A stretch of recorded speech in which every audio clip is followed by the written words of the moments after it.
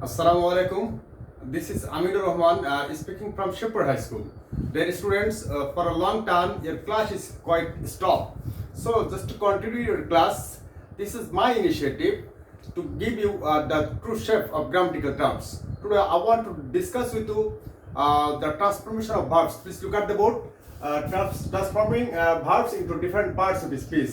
Dear student, you know that verb is the main part of grammatical we can say terms. Or also we can make, if you want to make any sentence, we have to know the verbs, and also we have to know the transforming verbs into different parts of the speech. So this is the very most important discussion. Please have a look. Okay, dear participants, please look at this. This is the general rule. This is the general rule. Just if we use this general rule in any verbs, we can transform it into noun, adjective, and adverb. Please look at the general rule.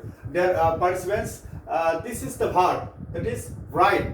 I have written here write, and this is noun, writer, and this is adjective, writable. And how can we write down this? Please look at this. Write or verbs. After any verb, we can, if we use er or or, then the verbs will be noun. And if we use with after any verbs, if we use able, that means able, then the verb will be adjective, writable. And after every adjective, if we use ly, after every adjective, if we use ly, then the verb, the words, that means the adjective will be adverb. So this is the process. And also we can use ing form after the verbs. If we use ing form, then the verb will be noun. And also we can use past participle of the verbs. Past participle of the verbs, it is also it can be also used in adjective form. And also we can use ing form. Here is the difference, some differentiation. Ing form after the verbs and ing form after the verbs. If we use ing form after the verb will be noun, and also we can use ing form with the verb, and that verb will be adjective.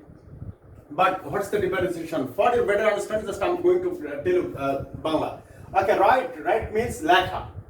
Okay, a লেখা শব্দটা right, এই রাইটের সঙ্গে ইয়ার দিলে আমরা কিন্তু শব্দটাকে noun তৈরি করব, আর তার অর্থ চলে আসবে লেখো, অর্থাৎ যিনি ওই কাজটা করেন, অর্থাৎ যে ভার্বটা আছে সেই ভার্বটা যে কাজটা করেন সেই ব্যক্তিকে বোঝানোর জন্য আমরা ব্যবহার করব ইয়ার।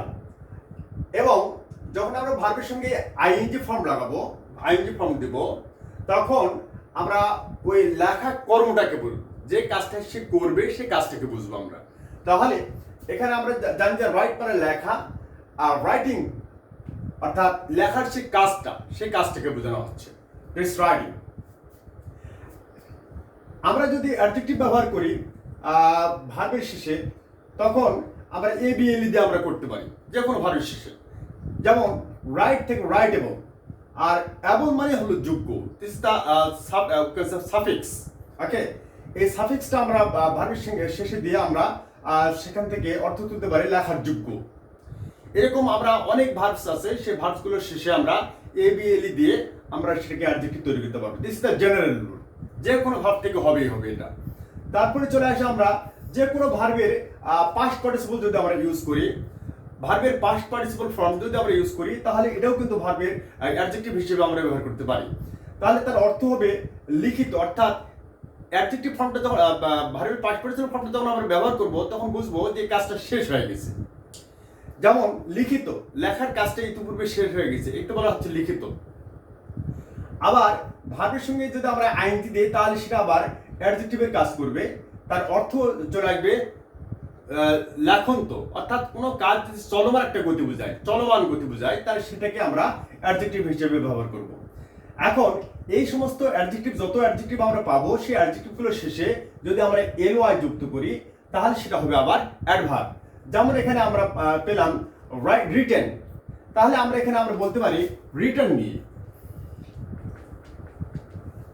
রিটার্নলি, লিখিতভাবে।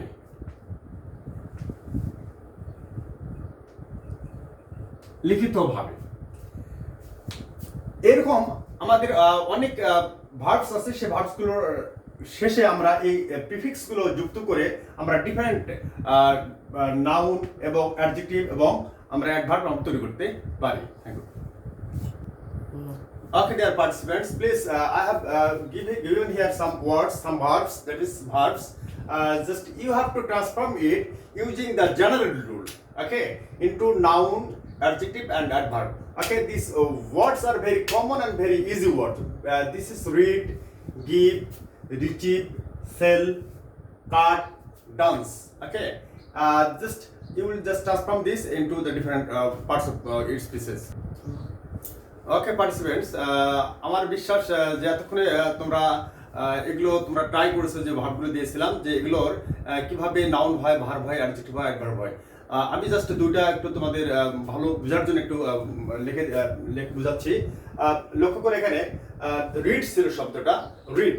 রিড মানে হচ্ছে পড়া, আর রিডের শেষে আমরা ইয়ার দিয়ে এটাকে নাউন তৈরি করব রিডার। রিডার মানে হচ্ছে পাঠক, পাঠক মানে যে পড়বে, যে ওই কাজটা করবে, ইয়ার দিয়ে সেই কাজটাকে বোঝানো হয়।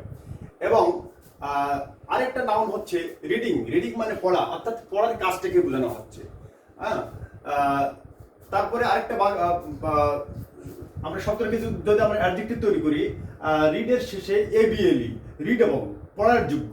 আমি ইতিপূর্বেই বলছি যে এবিএলই যদি কোনো ভার্বের শেষে যুক্ত হয় তাহলে অর্থটা চলে আসে যোগ্য। তাহলে রিডেবল মানে পড়ার যোগ্য।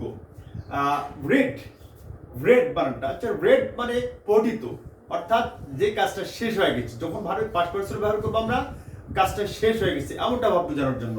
রেড মানে পঠিত। রিডিং, পড়ন্ত। পড়ন্ত মানে যে কাজটা চলমান অবস্থা বোঝাচ্ছে, চলতেছে আর কি। এরকম একটা সিচুয়েশন যদি বোঝায় তাহলে সেটা হবে অ্যাডজেক্টিভ। এখন এই অ্যাডজেক্টিভগুলোর শেষে আমরা এলওয়াই দিয়ে আমরা অ্যাডভার্ব তৈরি করতে পারি, যেমন রিডেবলি, আবার রিডলি, আবার রিডিংলি। এভাবে আমরা কিন্তু অ্যাডজেক্টিভ তৈরি করতে পারি, তার অর্থ আসবে ভাবে বা সহিত। আরেকটা ভার্ব আমি তোমাদের ভালো বোঝার জন্য লিখে রাখছি এখানে, দেখো রিসিভ। রিসিভ মানে গ্রহণ করা, আর ইয়ার দিয়ে আমরা তৈরি করলাম রিসিভার। রিসিভার মানে হচ্ছে গ্রাহক, যিনি গ্রহণ করেন তাকে বোঝানো হচ্ছে। আর রিসিভিং মানে গ্রহণ, অর্থাৎ কোনো একটা কাজ যে গ্রহণ করার সিচুয়েশনটাকে বোঝানোর জন্য আমরা ভার্বের সঙ্গে আইএনজি দিলে সেটাকে আমরা মানে বোঝাচ্ছি।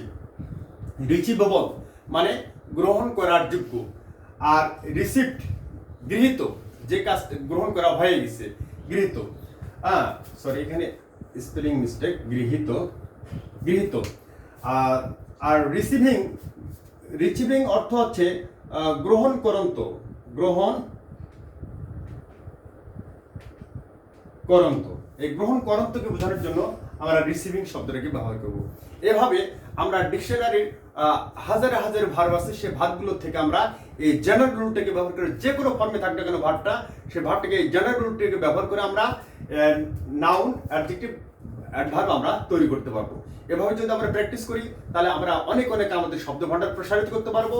আর যত আমাদের শব্দ ভান্ডার প্রসারিত হবে তত আমরা ইংরেজি বেশি বুঝতে পারবো, জানতে পারবো। তো তোমাদের অসংখ্য ধন্যবাদ। আমি আবার তোমাদের নতুন আরেকটা ভিডিও নিয়ে, আরেকটা ক্লাস নিয়ে আমি তোমাদের সঙ্গে হাজির হব। এই পর্যন্ত তোমরা সুস্থ থাকো, ভালো থাকো এবং এই করোনা ভাইরাসের সময় তোমরা ঘরেই থাকো। ধন্যবাদ।